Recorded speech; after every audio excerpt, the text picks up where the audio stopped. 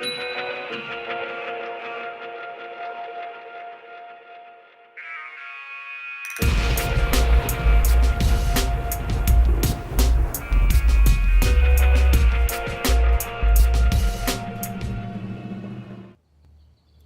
evening. So we're here at Swangey Lakes in Norfolk. This is second time I've visited this water. Last time was 3 years ago when I unfortunately blanked, but we're back again to basically try and get some of the carp that reside in here. They go up to £36 is the lake record, but apparently he hasn't been seen for a couple of years now. So fingers crossed. Might come out in the next couple of days. I'm here till Thursday, and the weather's meant to be pretty warm throughout my stay. It's been up to 25 degrees today, and fish are just cruising on the top.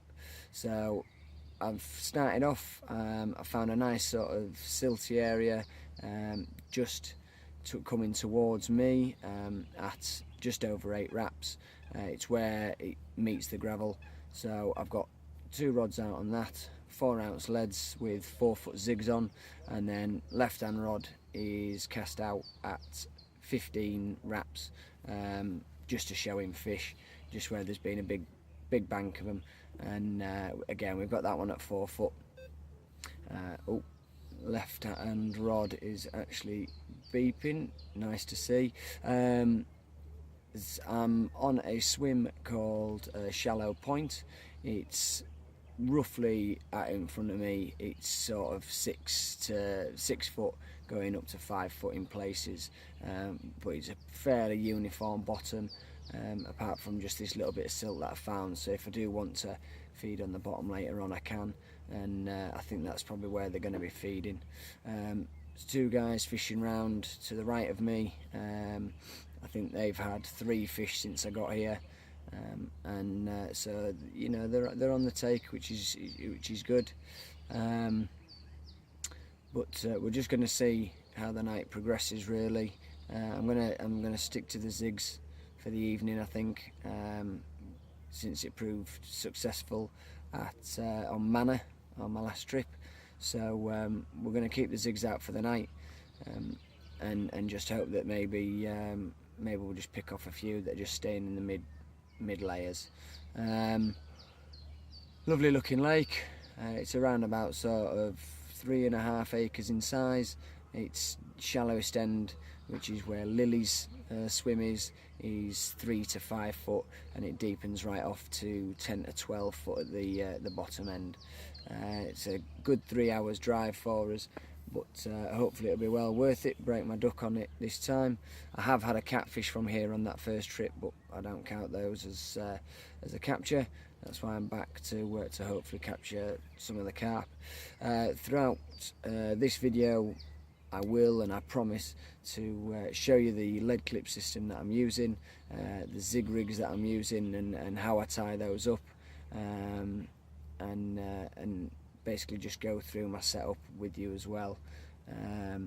Hopefully have a few carp to show you as well whilst I'm here, but for now it's just coming up 6 o'clock on night 1, and I'm just going to sit back, relax, watch the water for a bit, and hopefully it won't be too long until a carp graces my landing net.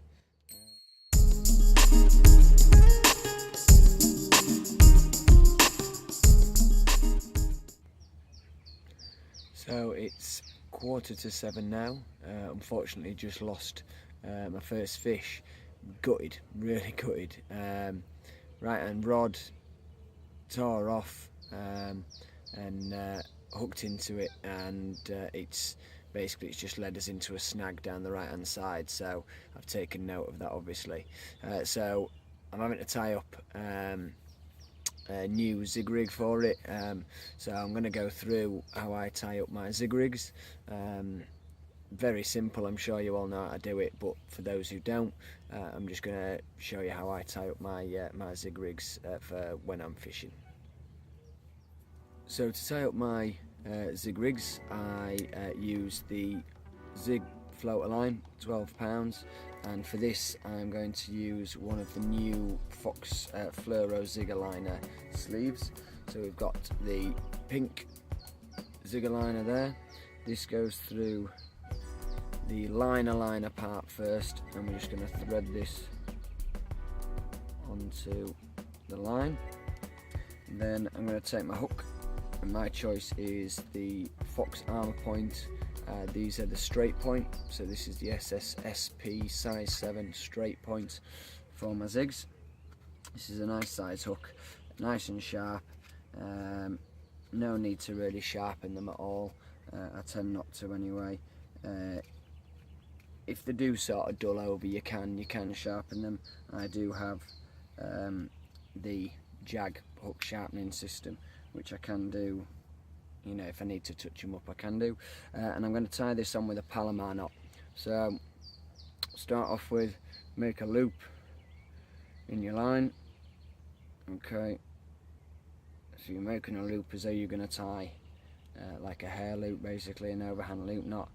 This goes through the eye of the hook, and then you literally just tie an overhand knot, but pass the loop through. I don't know if you can see that.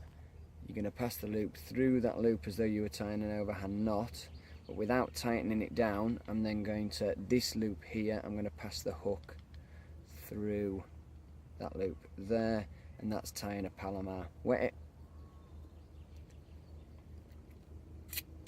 and tighten it down and make sure everything's nice and neat. Lovely, wonderful. So next thing, just gonna trim. So once you've tied your hook on using the Palomar knot, just we're going to fit the foam actually into the ring of the liner. So for this I'm going to use black foam for this. Now if you get your black foam, keep it the full length in my opinion, and then feed it into your liner gizmo, threading tool, however you want to call it, and we're going to push that through, and you're going to pull that liner over the foam and then pull off the tool, and then we're going to just pull a little bit of that foam through. Make sure that the ring isn't twisted in any way, and I like to leave a good length of foam on there. So if you could see that, so how much I've got here is how much I'm going to leave on this side, so around about there. So it's a good size bit of foam on there, and then all you now need to do is, I tend to moisten this up a bit, just makes it a little bit easier. We're going to pull that liner onto the hook. This can be a little bit fiddly because the eyes are a little bit big, and you've just got to sort of tease it down. So once you've got the liner on, okay, so I've pretty much got this section here in line with the barb. If you do need to just adjust it, just give your line a little bit of a pull it a little bit further down, but that's how I keep mine. Okay, now I'm going to want 4 foot zig on this one, so using my rig box, obviously full length of it 12 inches is a foot. So we're going to take this from the end here of the hook, and we're going to count off 4. So 1, 2, 3, and 4. Okay, and then to this we're just going to tie a figure of 8 loop knot, and make it quite big. Yeah, make a nice big figure of 8 loop knot, this acts as almost, even though we're going to use an anti-tangle sleeve, this acts as almost another anti-tangle sleeve, so, and it just makes it a lot easier when switching rigs over.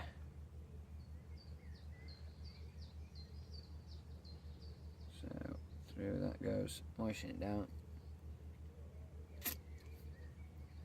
Yeah, got a nice decent sized loop, figure of 8 loop knot. So the rig that I'm using, or the lead clip system that I'm using, you've got a Fox trans khaki lead clip system. Okay, and I only just, I don't need to lose the lead because I'm not fishing in weed, but at the same time, if I do want to dump the lead, then I can. So that's a 4 ounce distance lead, and then just wet that up in the lead clip up and just have it on a couple of the teeth, just under halfway, and then if that needs to come off, then it can do. Yeah, if that gets caught up, bang, lead's off, and then you know, fish safety does come first. So pop that back on, and I've got that attached to around about 12 foot of the submerged sinking braid. This isn't the lead core or the lead free lead core leader. This is the submerged braid, 40 pounds. This is my shock leader basically. That's tied on with a back-to-back grinner knot, and this is just so that it sinks down to the bottom. It's nicer, it's suppler than using lead core or anything, and this was actually something that Mark Pitcher's got me to do, and I really do favour it actually. I wish I'd thought of it before. So now you using the quick link system, I need to put an anti-tangle sleeve, which is what I've been at in my mouth most of this time of talking. Anti-tangle sleeve onto the rig, and then just simply hook it on, push that anti-tangle sleeve over, and you're ready to go. So I've then got 4 foot from the lead clip system to me Zig liner, and we'll get that cast out.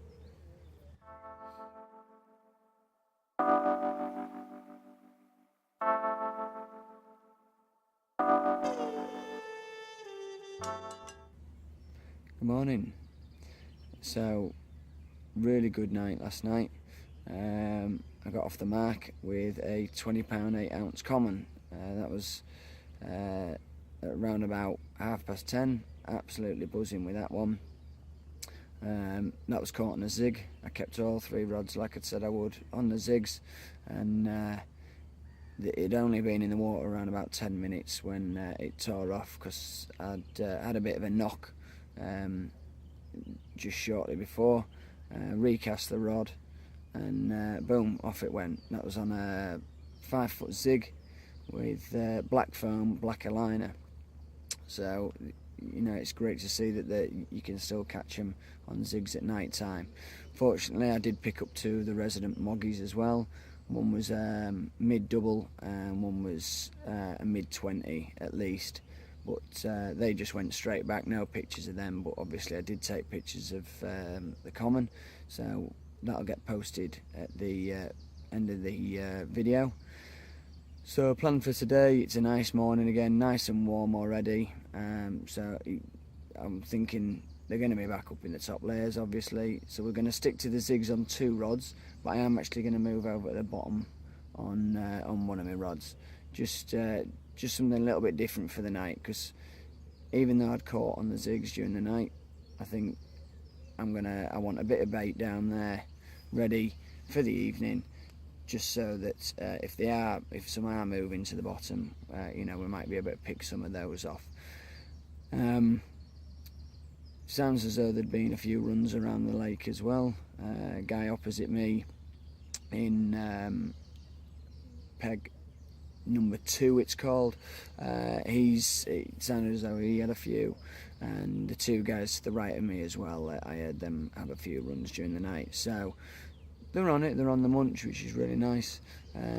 Fills me with a little bit more confidence of hopefully picking up another one, but absolutely buzzing to be off the mark. 20-pound 8, you know, lovely fish, clean fish, and it breaks the duck. So I've come here to catch, and catching a lake I've failed on before, so really happy about that.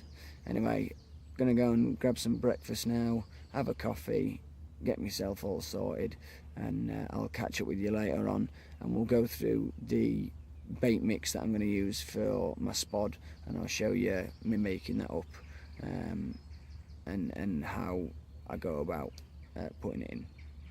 So see you in a bit.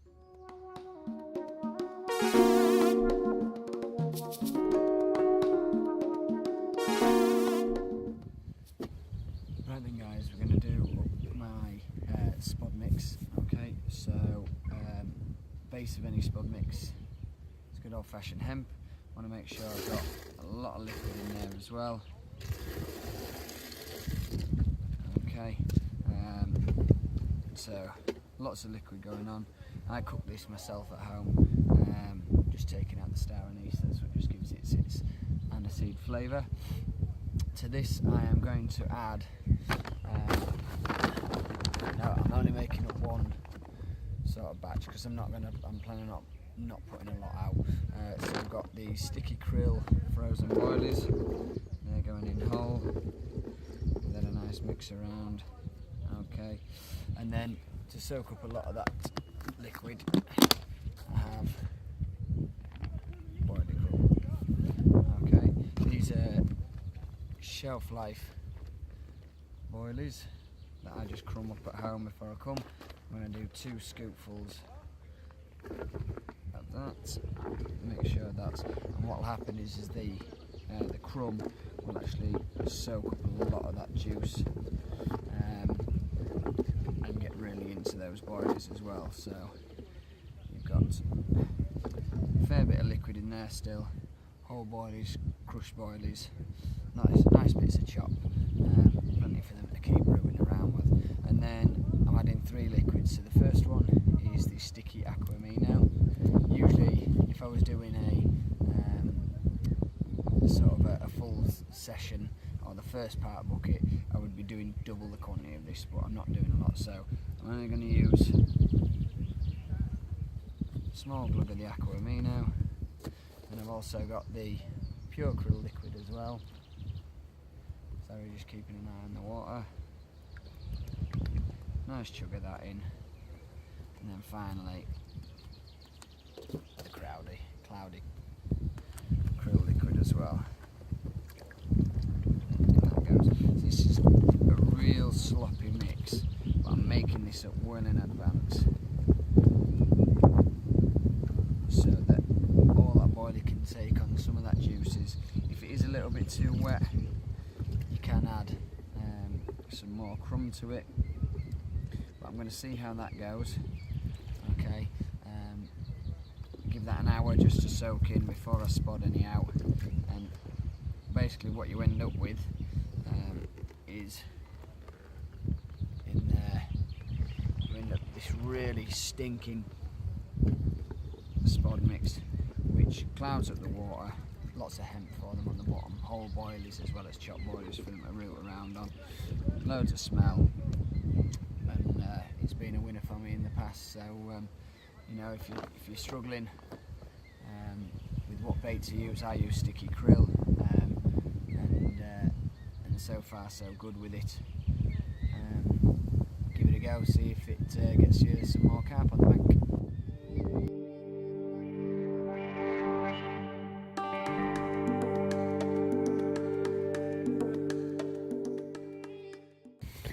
So just having a walk around, basically on the hunt for them, because they seem to have moved off from my end at lake, and I've found some in car park swim. Unfortunately car park's taken, They're just sat in bushes there. I don't think they're that bothered about feeding. They're just sunning themselves. Few carp have been out during the night. One guy around the corner from me, he's had one, and then a guy on next to dugout, he's had one as well. Both just sort of low doubles, but fish nonetheless, so at least they've caught as well. So now, just having a look, this is I'm at the top end of the lake again, coming back round to the swim near Lily's, and I mean where the sun's out you could see it's absolutely blazing weather, and this is the shallow end of the lake, and I would have expected to see them all here. So whether they're getting ready to spawn and they're pairing up and just getting themselves into the edges ready to go, I don't know, but at the moment it's all quiet. I haven't had a rod out all morning because I just haven't seen anything, but I'm still sort of contemplating whether to put one on the deck, because with weather like this, actually I think they're just going to still be up in the upper layers. So yeah, we'll see how it goes.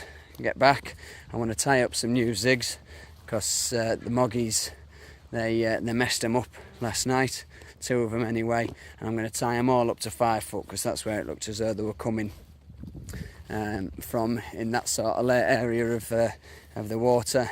So tie up 5 more Zigs, and then we'll get the rods out again, sit back, relax, enjoy the sunshine, because obviously this is our British summer, and we don't get much of it, do we?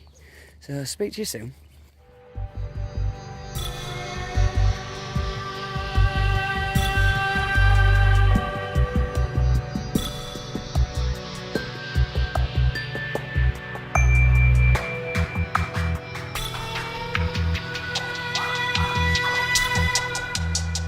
So the final morning, day 3.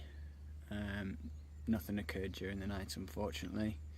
Had middle rod out on a wafter, right hand rod on a krill pop-up, and then left hand rod I kept out on a Zig.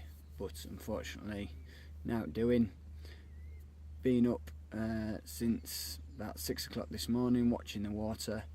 There's been a fair bit of bubbling, and a fair few fish showing near the island, so I've cast my right hand rod to the island.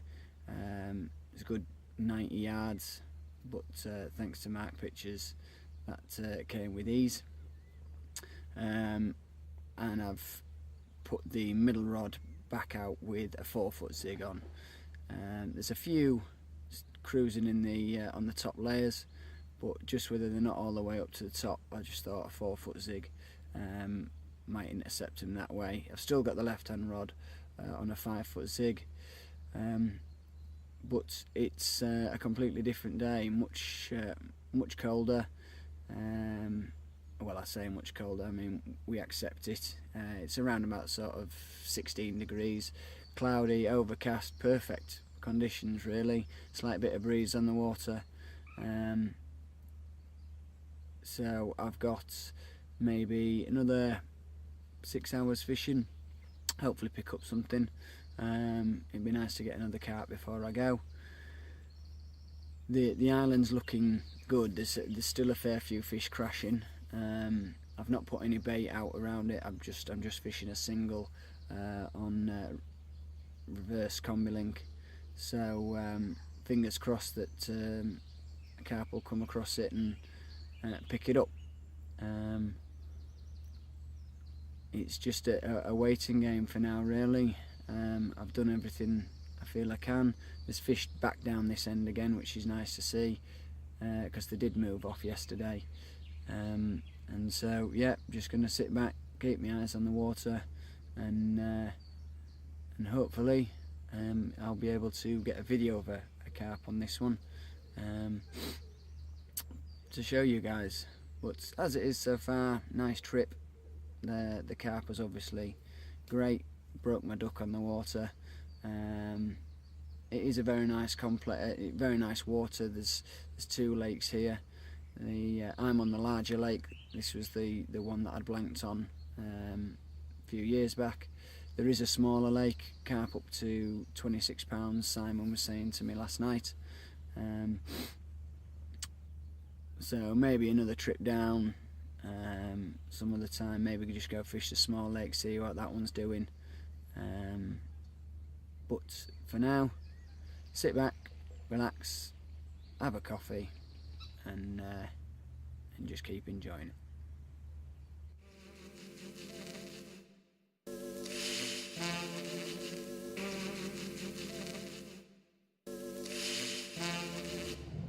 So my time has come to an end here at Swangey Lakes in Attleborough. It's been a great 3 days, topped off by a £20 8-ounce common on the first night. So really happy to have got down here, broken my duck and caught such a fantastic carp. If you've not been down to Swangey Lakes before, get yourselves down. No need to bring any food either, because there is a burger van on site where Angie will cook you up a breakfast in the morning or a burger on the night time, and even grab yourself a sandwich for lunch. It's a fantastic complex. 2 lakes here. Small lake holds carp up to £26, and they've just spawned, so if you're looking for somewhere to fish, get yourselves down, because I'm pretty sure they'll be on the munch. Looks as though they're probably going to spawn in the next couple of days on the large lake, so once that's out of the way, again, you know, they'll be on the feed. Get yourselves down here and come and catch some of the residents that are in there. Until my next session, remember that there is still the Facebook competition going on. All I need you to do is comment on the actual competition post, an outline, like and share it, like and share my Facebook page, and once I get to 400 likes, then I'll pick an outline and pick a winner, and there'll be a Fox Impact spot on the way to that person. But for now, thank you very much. I hope there's something you can take away from this video and put it into your own fishing to try and get some more fish on the bank for you. Thank you very much. Take care.